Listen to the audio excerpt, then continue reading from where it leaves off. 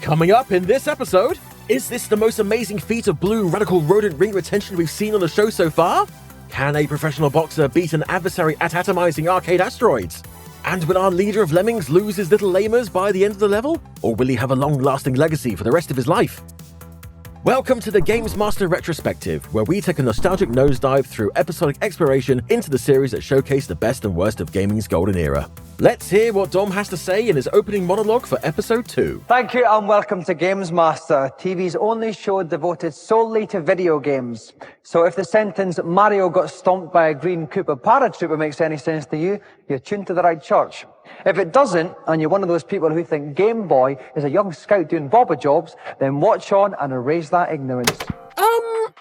So for 1 week a year in April, all scout groups across Britain would hire out their scouts and cubs for Bobber Job Week, where boys would visit houses in the neighbourhood asking if any odd jobs needed doing, like mowing lawns and such.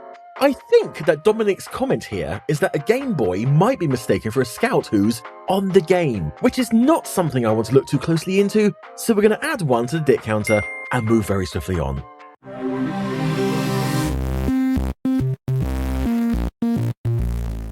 And to get the show kicked off, let's call up everybody's favourite uncle, Games Master, for the first challenge. Greetings, and I'd like to take this opportunity to say how delighted I am to see you again. If you enjoyed last week's challenge, I think you'll find tonight's Three Little Jaws an absolute hoot. My first challenge tonight is on Lemmings.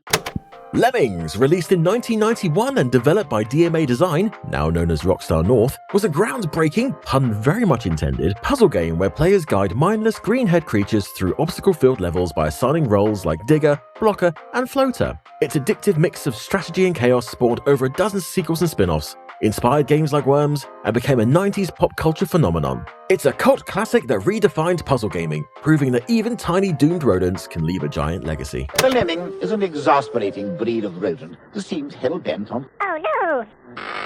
You're charged with delivering a certain percentage of these creatures to safety by guiding them through a tricky obstacle course. But the only way you can do this, I'm sorry to say, is by blowing up some of the lemmings to make holes that the others can fall through. Once a lemming has been programmed to explode, it takes 5 seconds to self-destruct. Perfect time is therefore required to ensure that the lemmings explode over the sections of the puzzle where there's no furnace. The slightest slip-up will signal a mass inemity's cremation. You have 2 minutes to save 90% of the lemmings. Now, we've dragged him back screaming, but back he is, Tom Watson from Renegade. Welcome back, Tom. Nice to be back, Dominic. Now, I know Lemons is one of your favourite games, but this is a very tricky level here we set him. Well, this is very much a right first time level. He's got 91% to get home. He can afford to use up 6. There's only one style of lemming he can use, which is the exploding style, to get through the floors, missing the fires on the way. It'll really test him. Our first challenger is Robert Clark from Leicester. Wearing glasses that have a better zoom than the Hubble Space Telescope, Robert is apparently the best Lemmings player in the country, having beaten all 120 levels in about 6 weeks. He was only told which level his challenge would take place on 5 minutes beforehand, in order to stop him from having time to prepare. Will this be enough to prevent the Renegade Rodent Wrangler from achieving greatness? Do you think you can clock it? Well, I'll go. Okay then, if you'd like to go and sit yourself down in our pine hot seat, we'll get ready to play the game. Okay. Robert, are you ready? Then start saving those lemmings.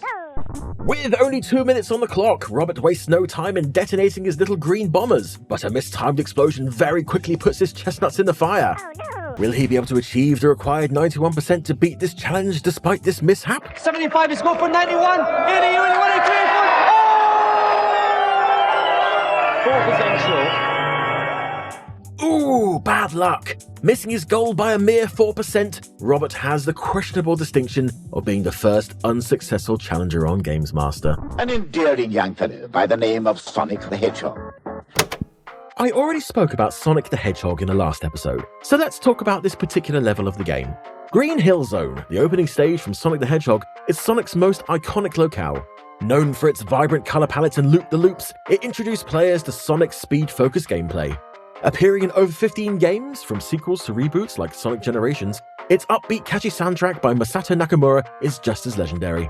The level remains Sonic's signature zone, blending nostalgia, design, and music into pop culture immortality across the globe. You have 2 minutes to collect 150 rings or more on the second level of an area known as the Green Hill Zone.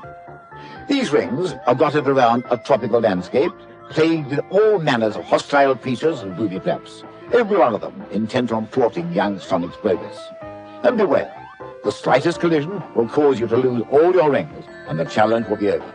So, 2 minutes, 150 rings or more. And joining me in the pulpit is a man who knows more than most about this machine. Sega Power Magazine's deputy editor, Neil West. Neil, welcome to Games Master. Thanks, Dominic. Sega Power Magazine was a lively UK gaming publication which ran from 1989 to 1996. Dedicated to Sega's consoles like the Master System, Mega Drive and Game Gear.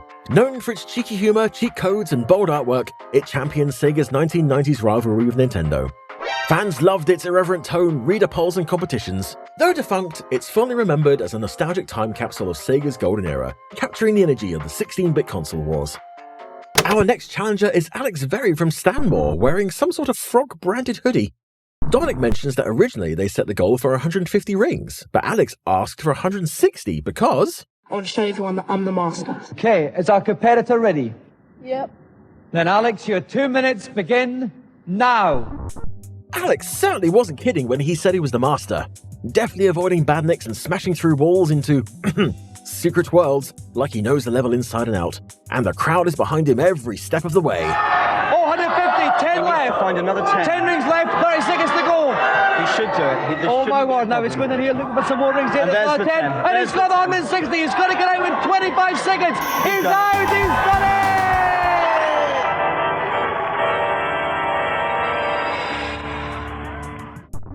With 23 seconds to spare, Alex crushes the challenge, earning himself a Games Master Golden Joystick. However, viewers who have watched similar games-related TV shows around the mid-90s may know Alex by another name.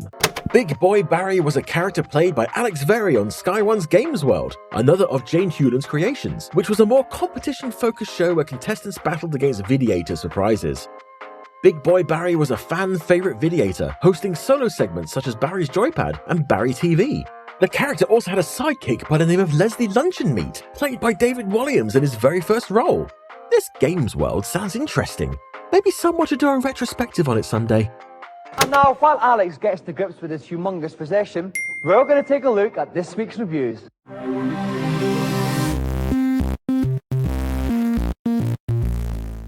This week, oil your deltoids and unsheath your weapons as we look at beat-em-ups.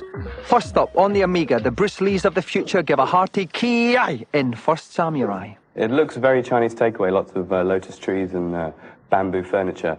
But underneath all this colourful exterior, there's a real good game.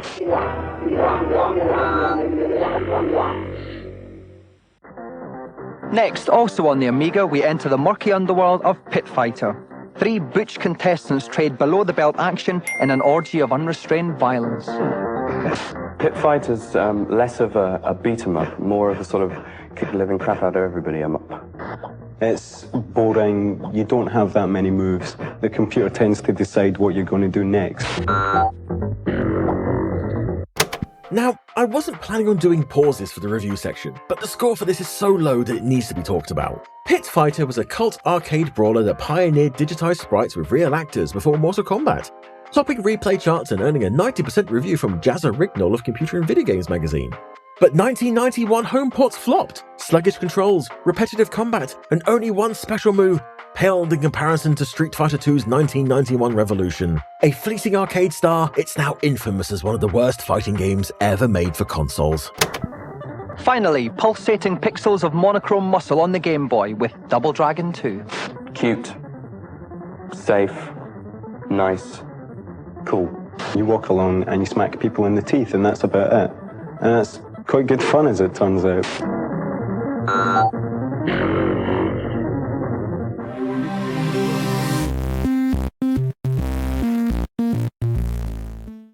This segment is given over to hardware reviews, where Dom can't help but slip in an ob joke. Tonight we look at 3 of the latest gimmicks which may just turn you from a limp joystick fiddler into a gargantuan games player. First up, the Power Glove, a futuristic gauntlet that translates hand and arm movements into on-screen action. The Power Glove, made by Mattel for the NES, was a futuristic motion-controlled glove that let players punch or gesture to interact with games. Though innovative, its clunky design and imprecise tech led to mixed reviews. It worked best with titles like Super Glove Ball and Bad Street Brawler. Despite its issues, its 90s pop culture fame made it a nostalgic icon, a bold, if flawed precursor to modern motion gaming, like Nintendo's own Wii console. First of all, you have to enter in specific program code for the game you're about to play. This game here is Top Gun, and the program code is number 3, so I'm now entering program 3. If I pull up on my hand, the plane goes down. If I push forward with my hand, the plane goes up. The glove's pretty good to use. It feels like you're more in the game, and you do get a sweat using it. Next, use your feet as well as your fingers with the QuickJoy foot pedal. QuickJoy was a brand known for making budget-friendly gaming peripherals, mainly in the 80s and 90s. They specialized in joysticks and gamepads for home computers like the Commodore 64, Amiga, and early PCs. Some of their most notable releases included the QuickJoy Supercharger series, which featured turbo buttons and autofire. They also created a range of flight stick-style controllers, like the QuickJoy Topstar. Though criticized for durability, their colorful, chunky designs made them popular amongst gamers, but never quite reached the level of competition with bigger brands like Logitech or Thrustmaster. You can set through a control on the foot pedal, the buttons on the foot pedal to correspond to the different buttons on the joystick. It was good for the car racing game, and I think it would be good for, say, a beat-em-up game where you have to kick. But I don't know whether it would be good for puzzle games. And finally, Terence Conran's favourite, the Sega Action Chair. Sir Terence Conran was a celebrated British designer who revolutionized home aesthetics post-World War II. Founder of Furniture Store Habitat in 1964, he popularized modernist affordable design, bringing Scandinavian minimalism, the duvet, and flat-pack furniture to UK homes. His iconic creations like the scoop chair blended function with flair, a true titan of 20th century design. The idea is just to move about in the seat as you would move the joystick up and down, left, right, and push the buttons. Now, history seems to have mostly forgotten about the Sega Action Chair, as I couldn't find too much information while researching it. By absolute chance though, it's featured in the issue of Sega Power that I sourced for this episode. So we've brought in fellow creator and Games Master critiquer Rose Tinted Spectrum to read from the magazine for us. The ultimate joystick? Definitely not. Size isn't everything, and paying a lot of money is no guarantee of quality either. Sega's new chair is an obscene piece of kit that should be avoided like Sega Power editor Andy Smith with a sprig of last year's mistletoe. That probably goes some way to explaining why no one talks about the Sega Action Chair anymore. You can get very physically involved in the game, and it feels like you're jumping about and practically everything instead of just moving your hand about pressing the button.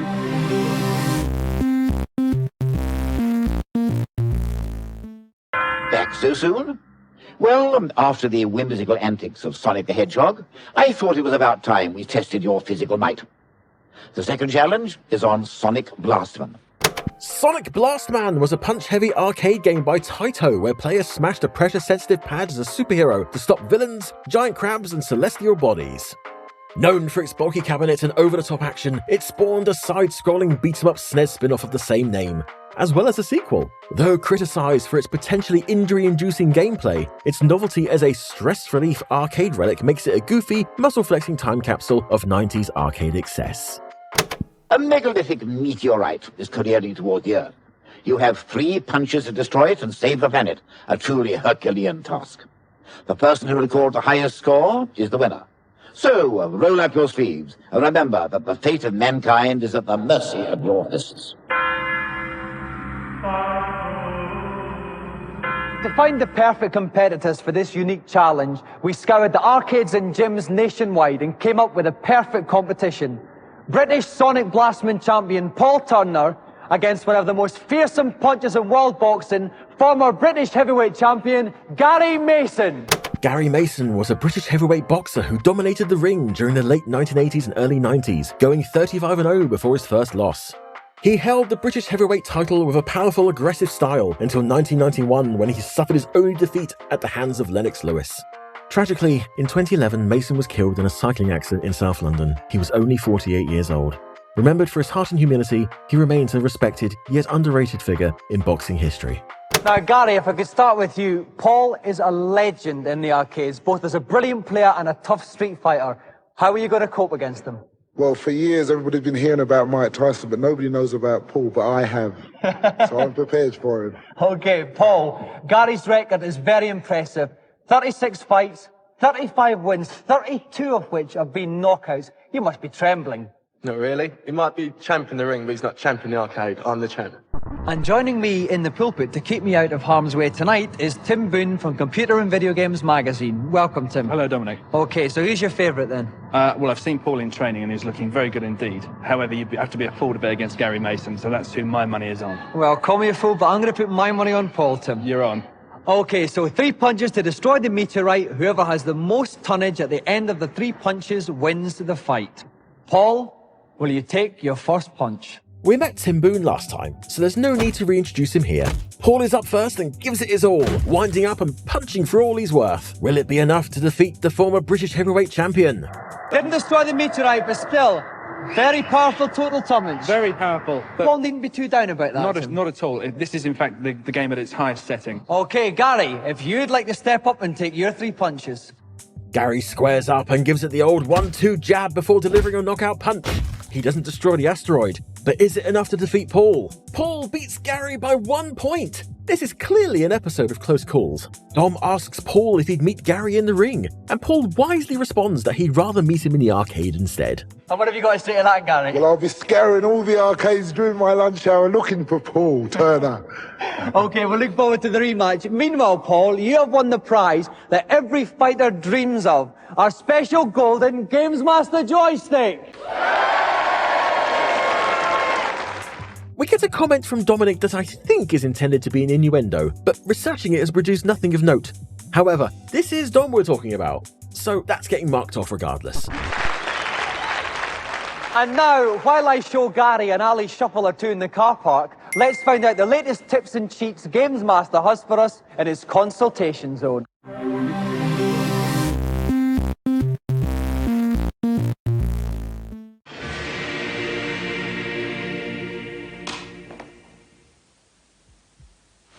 Hello, Games Master. Welcome to my kingdom. I am delighted to see you. And what have you got to ask me?